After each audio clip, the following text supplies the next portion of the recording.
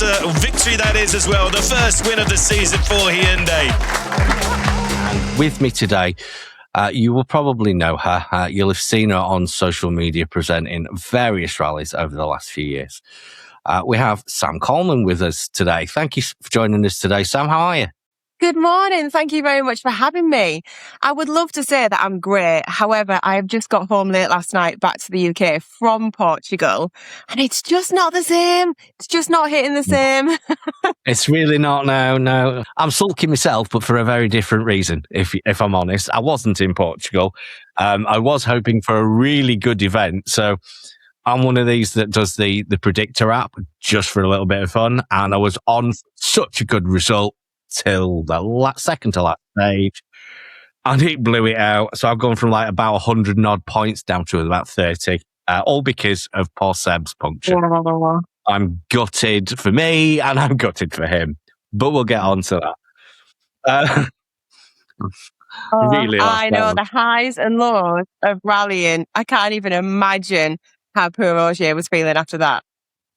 Well, by the looks of his drive, angry.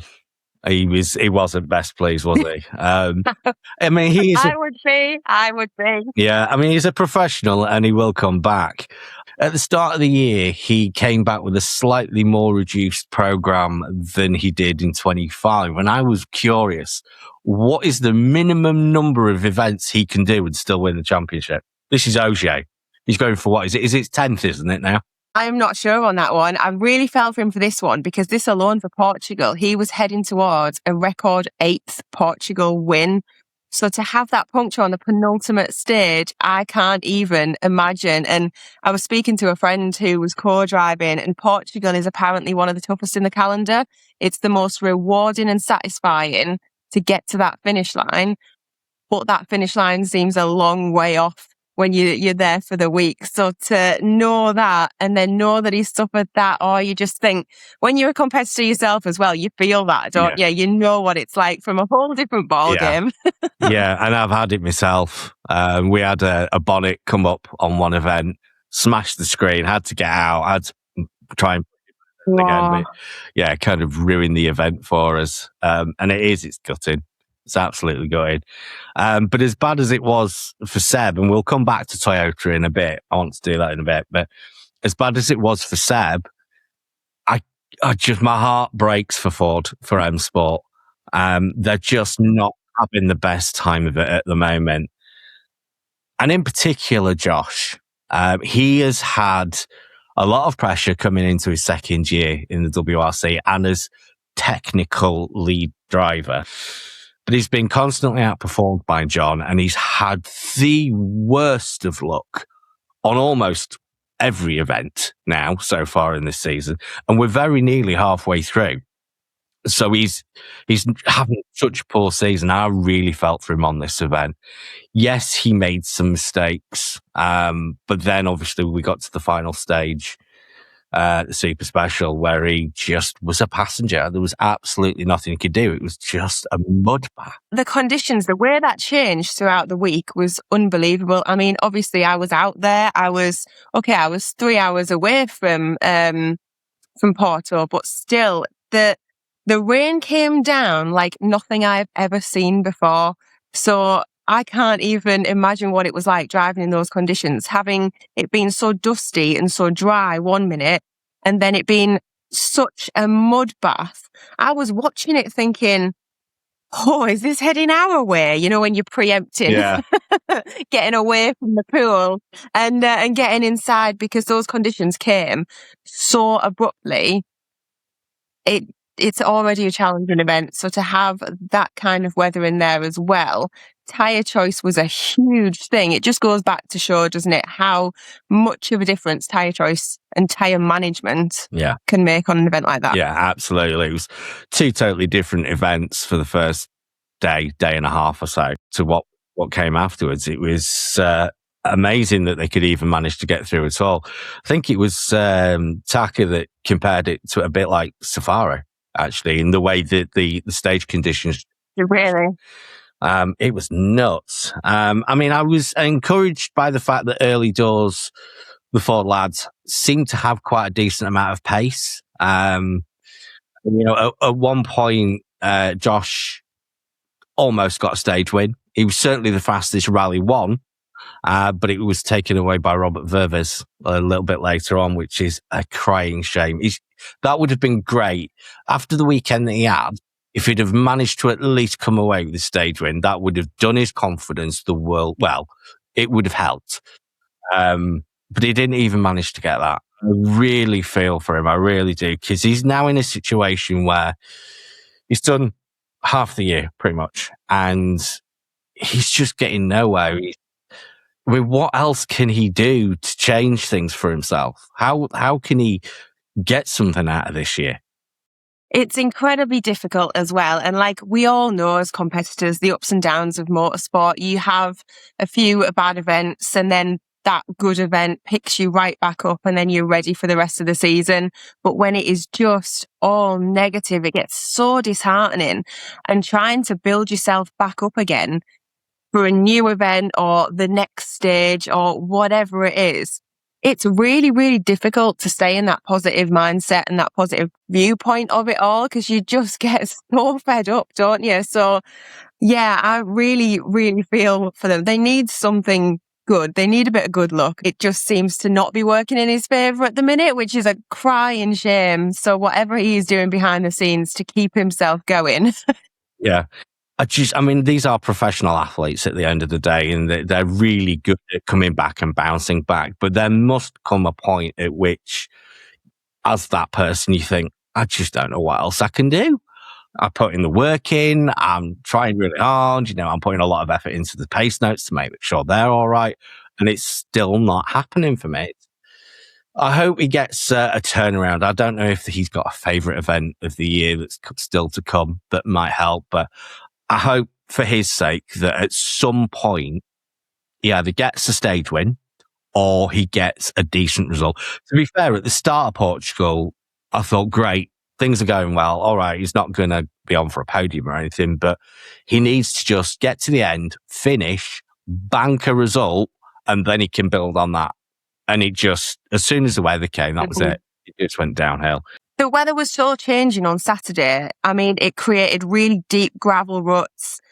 It created a really rough, second pass conditions. And there were so many different lead changes that happened over the weekend. I think there was something like 7 different changes at the front over the weekend. So it sounds like everybody has struggled with it a little bit, because to have 7 lead changes over the space of the weekend is huge. That's big. It is, especially for modern WRC. Yeah, it is. It was really big. Everybody had an issue. It's difficult to call it day one because there was only 3 stages, wasn't there? But sort of day 1 into day 2, where they had to choose tyres before the event, almost the day before. I think every single team struggled on the hards because they just didn't have a workable setup on the hards. And every team struggled. Danny Sordo in the Hyundai, the Fords had a bit of trouble as well on the hards. In fact, even Seb had a little bit of trouble on those hard tyres as well. And then you changed, once the weather came, it all completely changed again. Solberg, put in an amazing performance. I think it was stage 18, and he went from 4th to 1st in one stage. Epic drive. Kind of OG, actually. I'm very impressed with Solberg and the way that he's handling his first season. It's got to be said. Yeah, I must add, it's been really good fun to watch this weekend. I think it did end up meaning a little bit more because I was out there. I was gutted I was so far away. We were going to drive up for the day, but it was a good 3 hours, and I thought, and then when I saw the weather, I was like, I'm just going to stay by the beach. The weather was better down in Algarve, definitely. So I did make the decision to stay on the beach and just watch it on my phone. But certainly on the Friday, Adrian Foreman, I think he was arguably the fastest driver at points on Friday.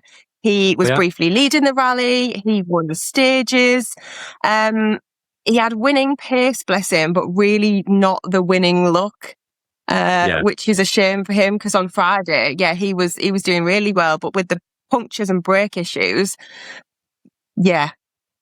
That's kind of stopped his rally before it really got started, which is a shame. But on the Friday, he looked like he was, in for a really good weekend.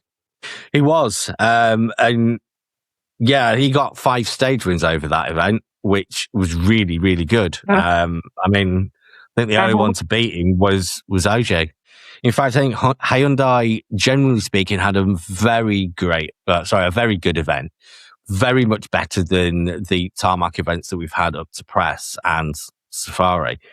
It does seem they have a much stronger gravel spec than they do tarmac spec, which for the rest of the season is okay because we've only really got Japan left, and then it's exclusively gravel for the rest of the year.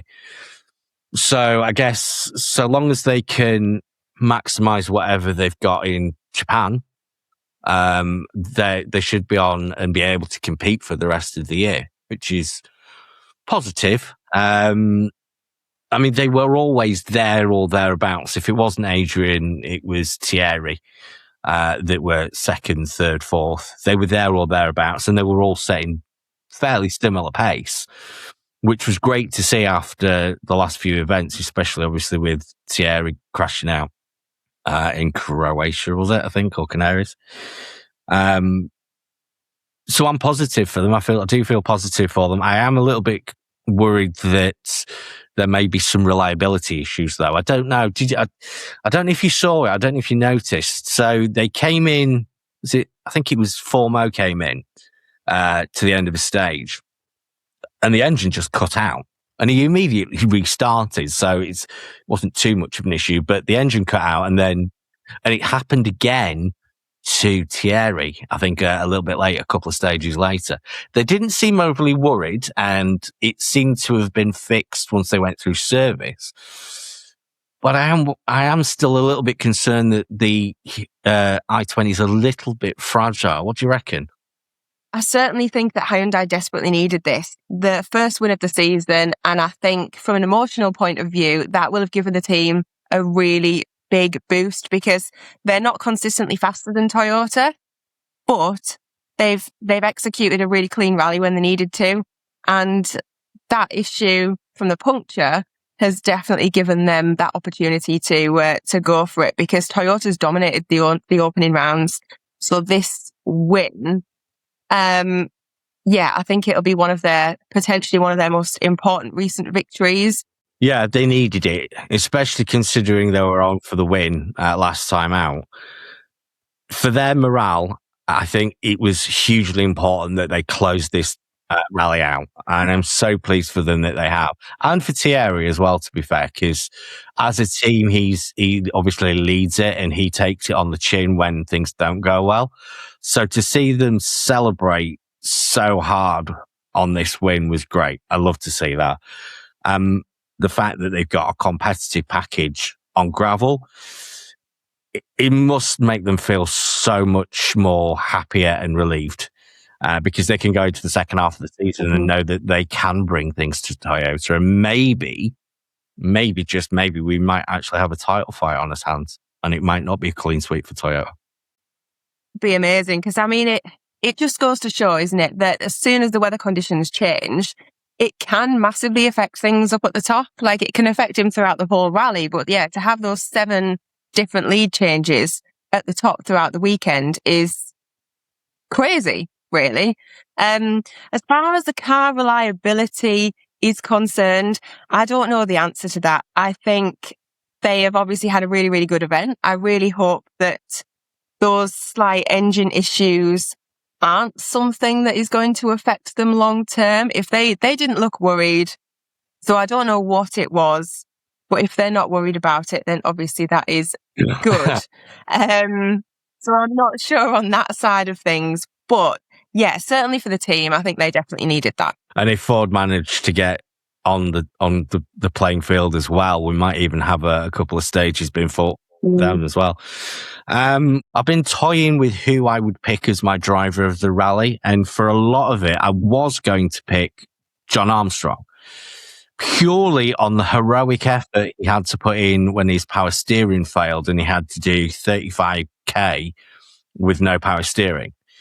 He could have complained, He could have moaned, he could have been quite angry about it, and he wasn't. He just got on with it. And he's even at the end of the day still had a smile on his face. And it was a genuine heroic effort. But I actually think my driver of the rally was Sami Pajari, if I'm honest. He only got 3 stage wins, but his increase in pace, his consistency across many events now, he's in there, and he's not just making up the numbers anymore. He's a real competitor in that team, and he's holding his own. So I think for me personally, I'm going to pick Sami as my driver of the rally. Certainly, I've seen it firsthand where power steering goes and drivers have to make it through events on no power steering. I've seen it before where a friend of mine actually pretty much at the finish line of a stage fell out the side of the car, and the co-driver had to drive the car back to the service area because they were just physically and emotionally exhausted. So I've seen firsthand what that can do to somebody. So I think that was incredibly fair play. I don't know. I really don't know on this one because there's been a few people that I think deserved a really good event, but then I think there's a few people that I'm an emotional rallier. I get involved in a story, and I really love to see people celebrating the wins, but then I also really feel for them when it doesn't go. And I think Ogier was vintage Ogier until that disaster struck on the penultimate stage. And I know the feeling where you're having a really good event, everything is great, you're fighting for that win, and then something happens that's potentially a bit out of your control and it just ends it for you. So I was quite emotionally involved in that because I just thought, oh no, that's it. Yeah. And so I don't know, because I get involved in the storylines of it. I always have with rallying, like in whatever I've done. The MSN Championship was prime example of that. I got so caught up in the stories of everybody and getting to know the people behind it. So I'm probably not the best one to have a driver of a rally because I get caught up in the stories. Well, yeah, no, I must admit, I'm a fan of the sport over and above a specific person or a team T. And just like yourself, I get caught up in the stories of the sport. But I think it's just beginning to stand out is Sami for me. And the ability that he's showing out on stage is just like, well played. Well played. You could have just sort of sat there in the background and prop the team up as and when you needed it, and you're not. You're going for it, and you're getting some really good results. I really don't think it's going to be long before we see Sami at the top, and that will be a story we can celebrate. Yes, absolutely. I love seeing that, especially when they don't necessarily make a huge deal about it, where people are just quietly getting on with what they're doing, become a bit of an underdog. And again, it's the stories that I do get very much caught up in that. So I hope we do. I absolutely hope that we do see him get more and more confident, get more and more bold, and then he does start ending up at the top. I think that'll be amazing to see. I really do.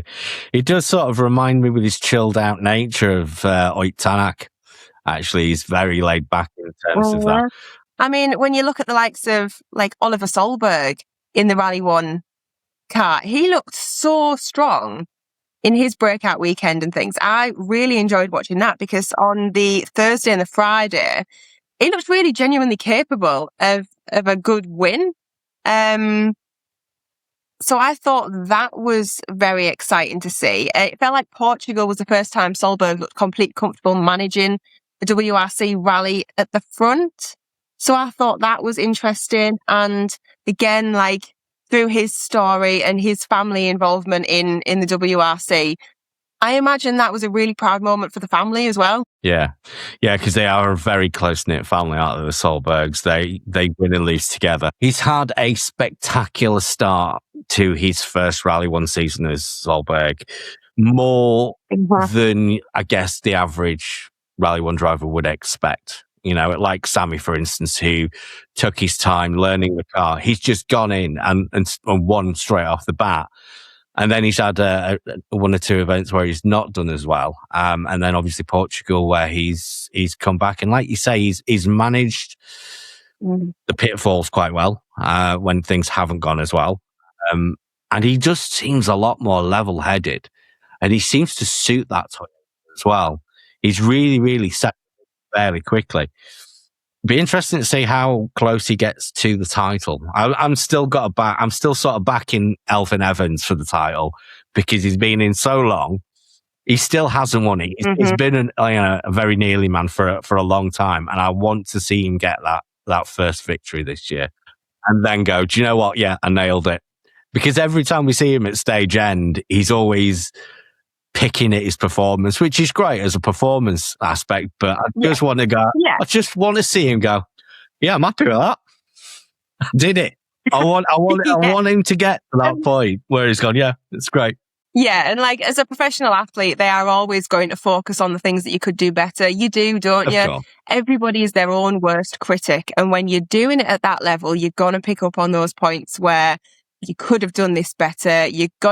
He seems like a bit of a classic overthinker and a perfectionist in a lot of aspects.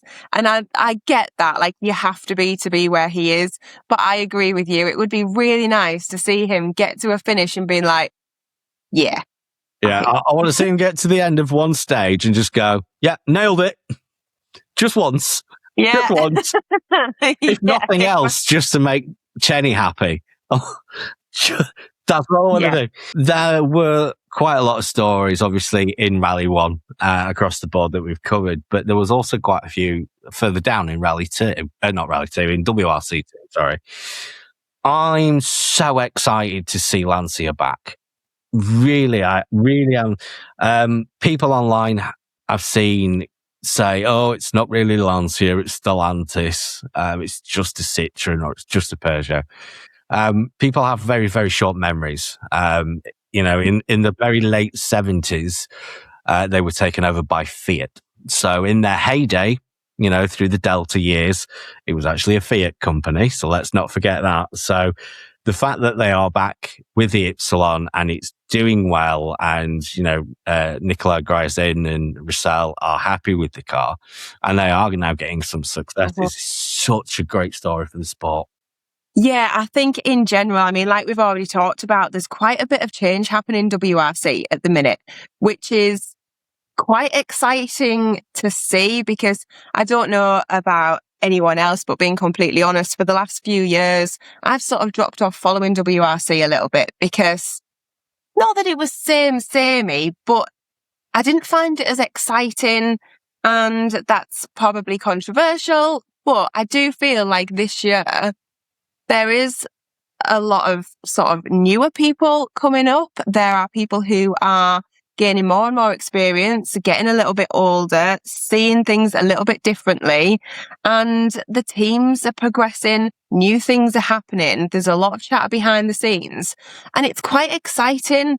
I am very much looking forward to 2027, because I think that it's going to change again. And yeah, there isn't a clear winner for me, which is, it's always making events more exciting, isn't it? When you can see things change and you can see things happening, and it sucks you in. And I don't feel like WRC has had that for a little while. No, it hasn't. With only like two main teams fighting for the win and M Sport sort of picking up the back end of things, there isn't a lot to fight for.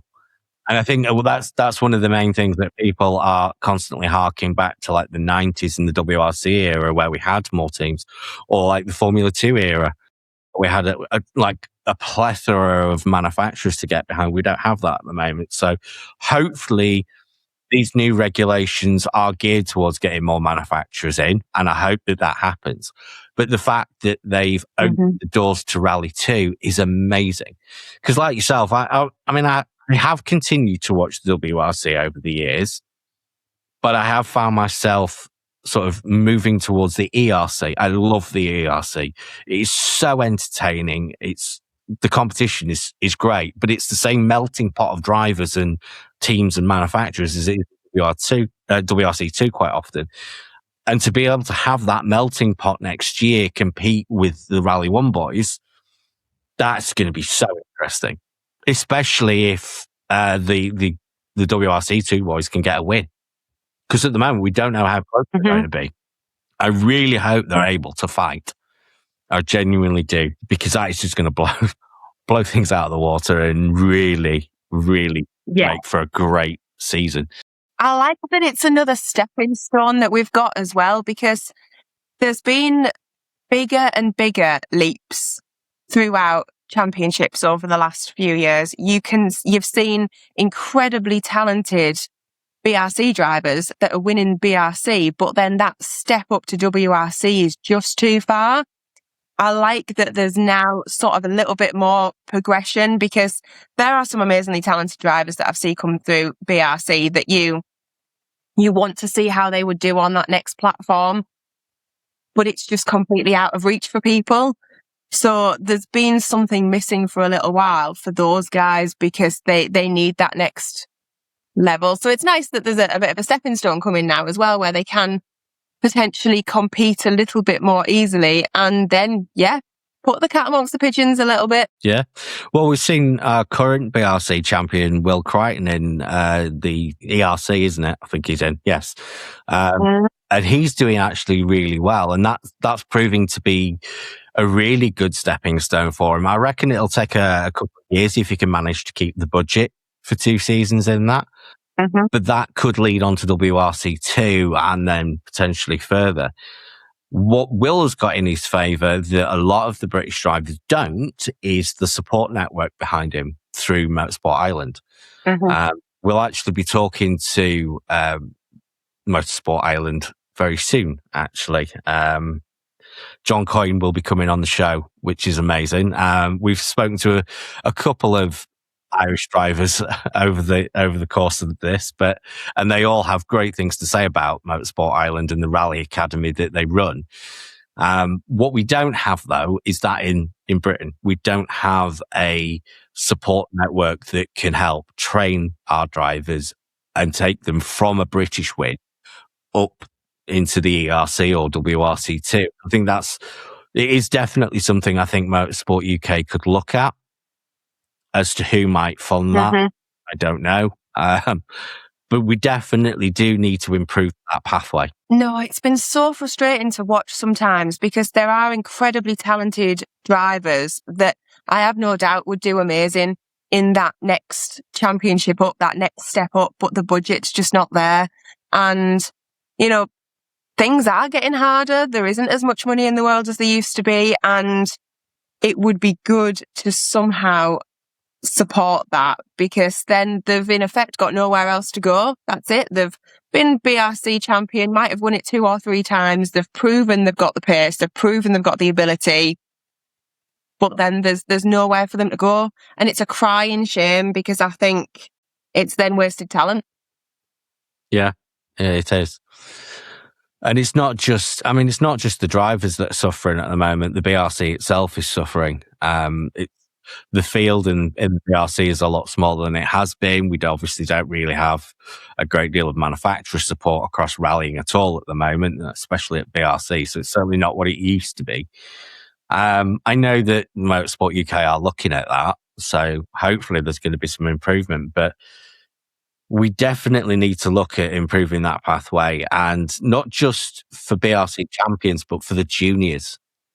Because that's where our next stars will come from, the juniors. I was particularly impressed with what they did in Portugal, actually, our WRC juniors. Already what they're doing with the juniors, is fantastic. I mean, I did my first event in 2008, sitting alongside my dad. And back then, there wasn't the junior championships that there are now. There weren't the same kind of opportunities for the juniors. So I do think, even in, I was going to say that short space of time, it's not that short space of time anymore now. But even in the last sort of 20 years, it's done so much better, and there are so many more opportunities for the juniors, which I think is brilliant, because that was always missing. Unless your family were involved in motorsport, there wasn't really a way in. Certainly when I was a teenager growing up, my weekends were rallying. I've got a big motorsport family. So that was what my weekends were. And I would go back on to school on Monday and be absolutely buzzing with the weekend. They've all been hanging around in our local village like, what is rallying? Why do you spend time with your family on a weekend? Like, it was weird. Yeah, I know. Because they just didn't know. The education wasn't there. It wasn't, unless you were in our community, Yeah. you didn't know about it. Yeah. So I'm glad that there are more opportunities now for those juniors to be able to come through, because, yeah, it's certainly what hasn't been there. No, it hasn't. I put it on my social media stories because I got so excited about it. Sad, really. I was on a lovely girly holiday in Portugal and we'd been out for tea. We'd been to one of the local bars and stuff. And it was a sports bar and there was TV screens across the top. And 3 of those screens were WRC Portugal. Well, I was like, oh my God, WRC Portugal's on the screens. Look at this, look at this. And the girls were like, oh, that's nice. I was like, Yeah. no, but look, Yeah. it's in the sports bar on the screens, because rallying doesn't go on the sports No. screens in pubs and stuff at home. So the fact that I was sat there having a drink and 3 screens were WRC Portugal, it was a big deal. People were watching it, people were cheering.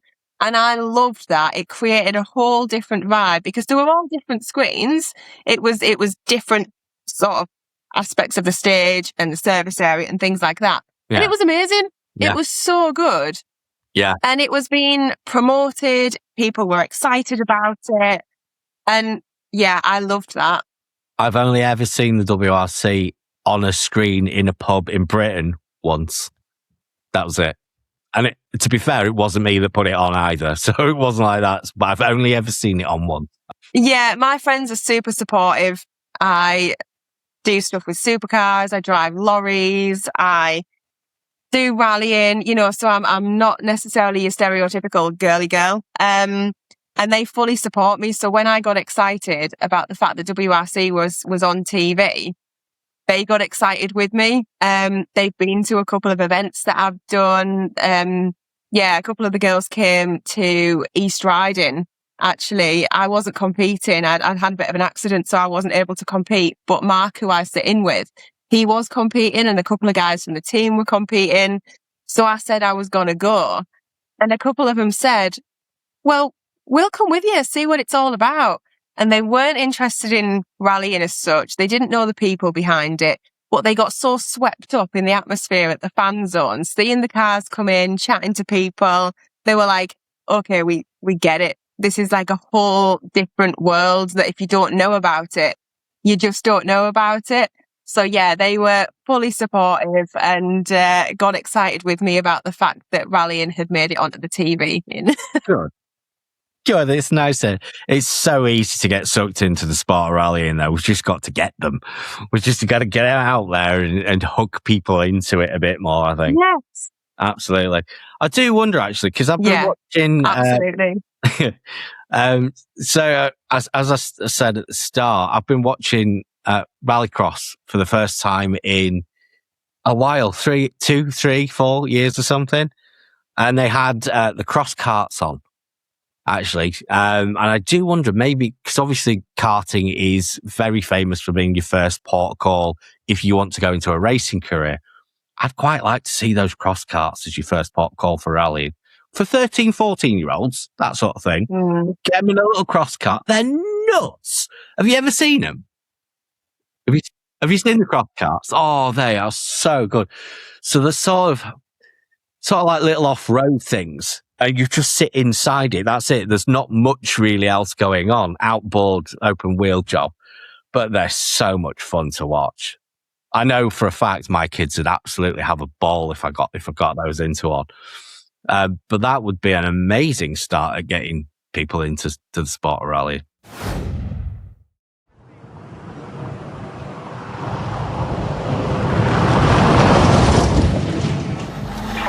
Seems to be the Dust theme. in the stage, Bex. Yeah, it's hanging around, isn't it? Oh, what what's is going on? that? So that needs sorting out. That's a recovery truck that's been in the stage just going through to pick up cars from earlier on. One point I would actually like to make, which is a pretty serious one to be fair, was the recovery truck that was spotted competing on the second run of Argonhill. There's been quite a lot of funny stuff on social media about it. People saying that he'd overtaken Elfyn Evans on the stage and stuff. Rally fans are great at making jokes about stuff like this. And I suppose there is a funny aspect, but there's also a pretty damn serious aspect of how the hell that recovery truck could get onto a live stage in front of rally cars, doing 130k down the stage or whatever. Like, I'd seen this on Facebook and thought it was a joke. I genuinely thought it was a joke at first, because I was like, there is no way something like that can happen on an event like that. There's just no way. So I thought it was a joke. And then the more I'd seen about the rally fans and us as a community putting the banter in, which is what we do, I thought there's no way this is real. And then obviously it was. And I just thought, how? Yeah, absolutely. I'm totally there with you. These things shouldn't be allowed to happen. It shouldn't even be a possibility. The checks and balances that are even on all events, it shouldn't happen. And I mean, I was watching it live and I saw the dust and I immediately didn't twig that there was dust in front of Elfyn, because let's not forget, Elfyn was first on the road. He should have had a clear pass. And then out of the dust cloud came this flatbed. And I'm thinking, am I imagining this? That can't be right, surely. And obviously we just about saw it peel off and Elfyn carry on down the stage. And obviously Bex and Chenny mentioned it. And then later on socials, I saw fan footage of it. And the fan footage is even better, because you can see that the recovery truck wasn't dawdling. Now, the truck itself didn't even have a car Well, on I it. wouldn't either, would you? If you knew that you had if you knew what was heading down the road behind you, would you be dawdling? Well, the only sensible argument really is because why would you enter a live stage in front of a rally car that is on stage at speed at all?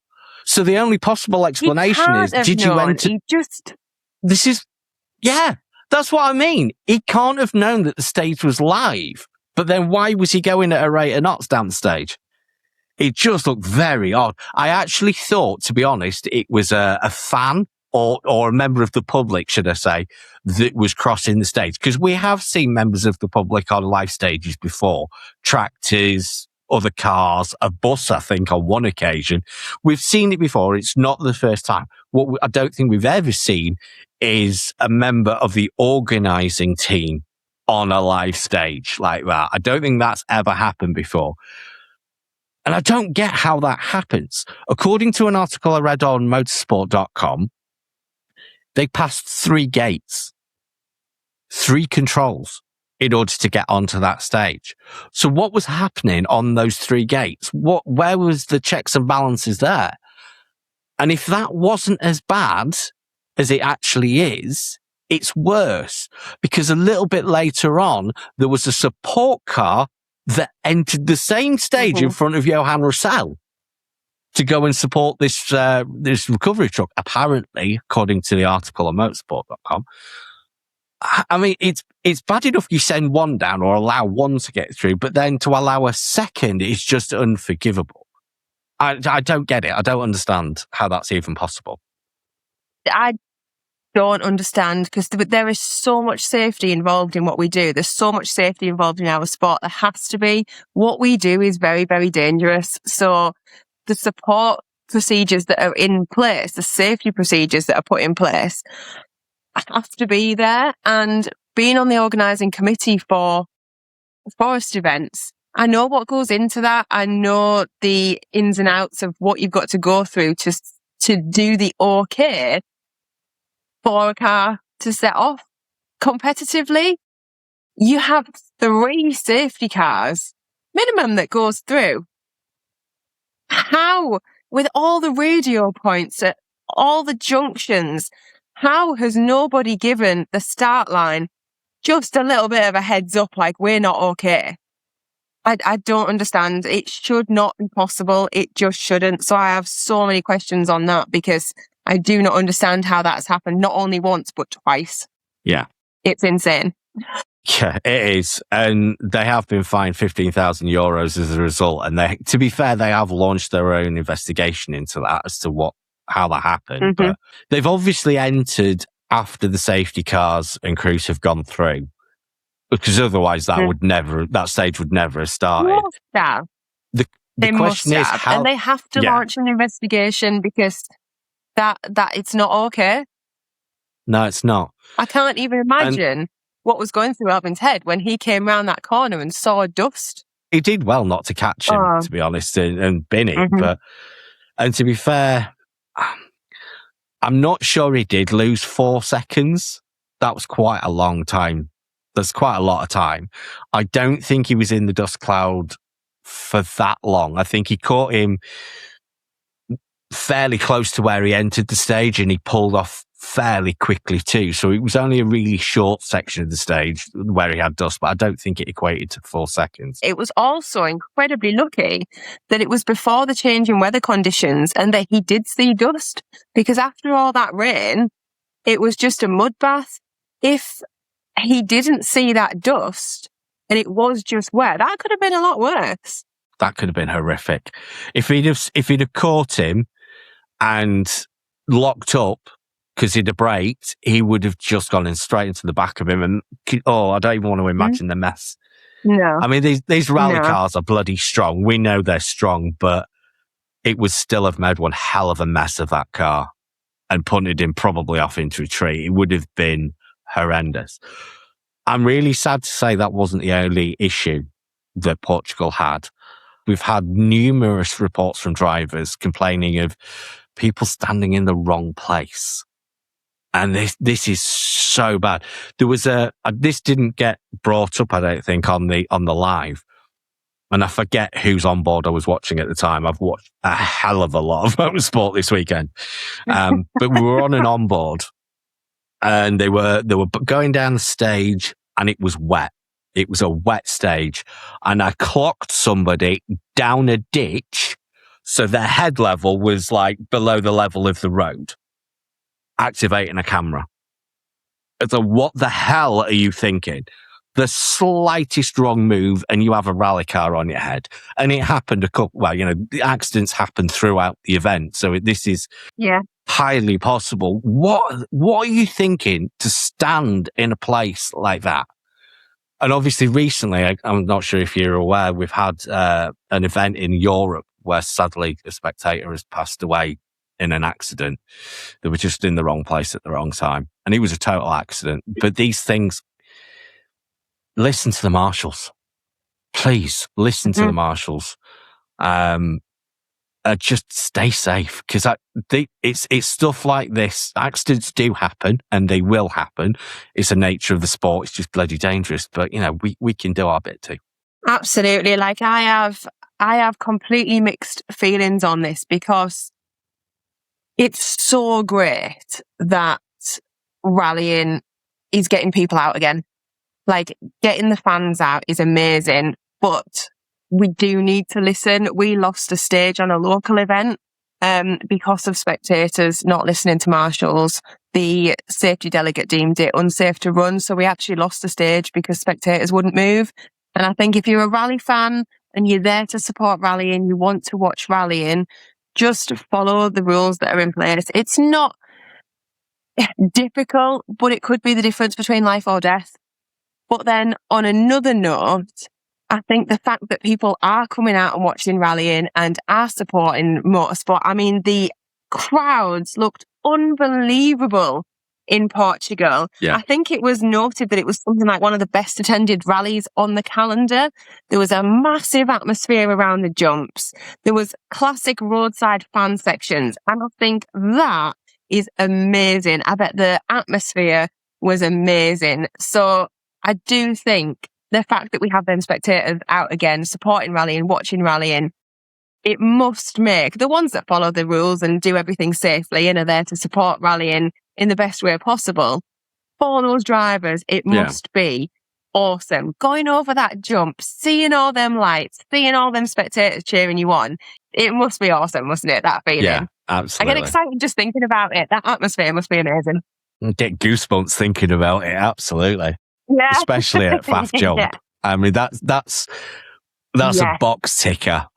It's Faf Jump, isn't it? Like Collins Crest, I suppose. It's one of those box tickers. It is. It's really good to see people coming out and supporting the event. And it isn't the majority of fans, because most of the fans are pretty sensible and stand in sensible places. It is just a minor few.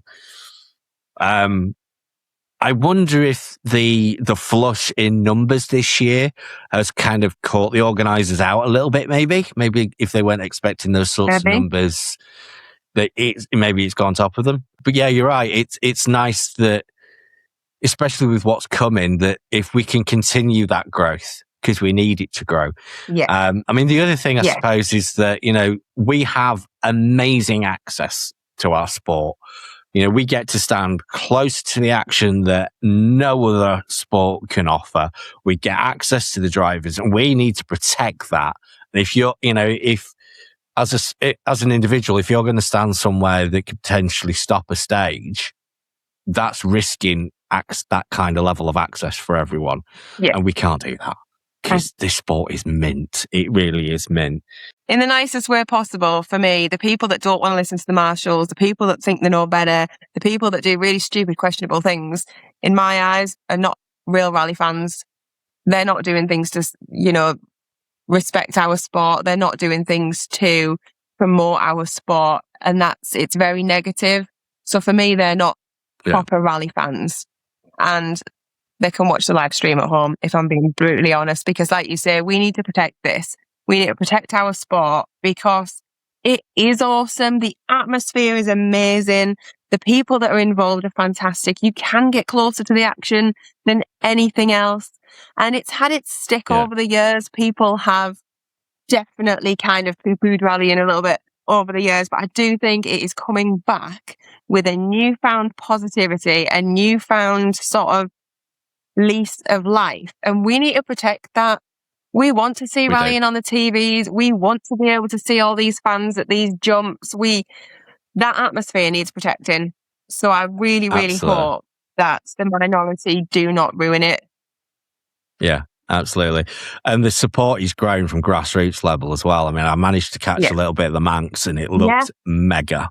It looked mega. Hopefully it continues and we grow the sport back to health again, hopefully. Obviously, Raponian in the local forest in Copton Forest near me, I'm highly involved in the organising team of that. And this year, we actually had to increase our permit. We normally run at about 100 entries. We allowed access for 120 this year. We had to ask for a new permit to put the entries up to 130 because we had people on the reserves.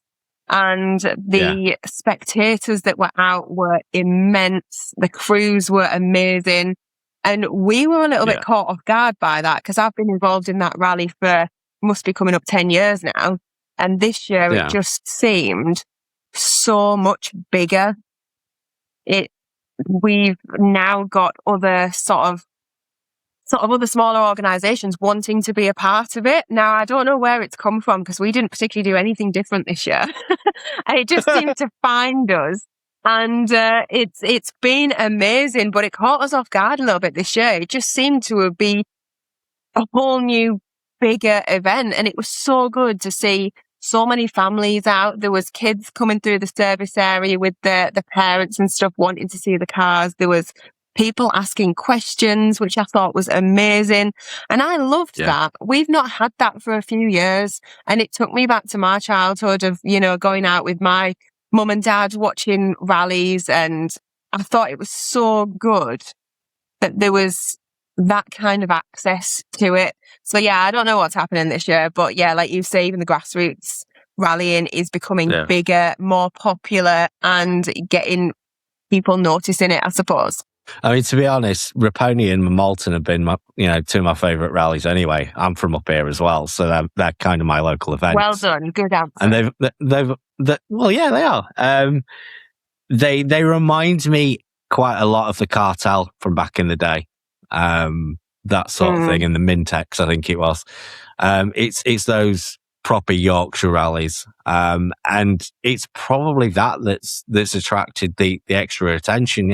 The rallies are run very well, and the entry field is great, so it's potentially that, and hopefully that's a good sign for the future, and it just continues to grow. Did you not have a point about Hyundai before we finish? Yeah, so this is a bit of a talking point, and it might get people talking, so we'll see what happens. But heading into Japan, for me, I think it's a bit of a debate that I've seen happening on social media, and I am intrigued as to what people think. But can Hyundai build on this win from Portugal, or was it more Toyota losing the rally rather than Hyundai winning it? I'm very excited to see what happens in Japan on that one.